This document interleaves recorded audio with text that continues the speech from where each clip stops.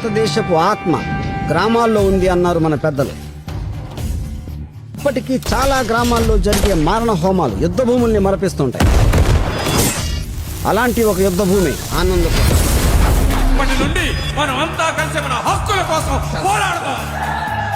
చెట్టు కొమ్మలే మొదలతో తగాద పెట్టుకుంటే ఏం చేయాలి?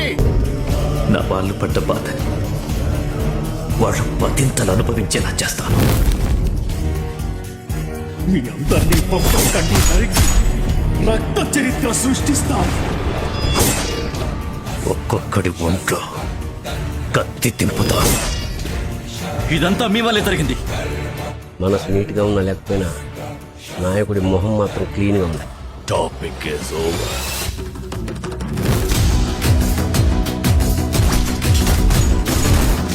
గన్ పవర్ కంటే ఎప్పటికైనా పొలిటికల్ పవరే గొప్పది.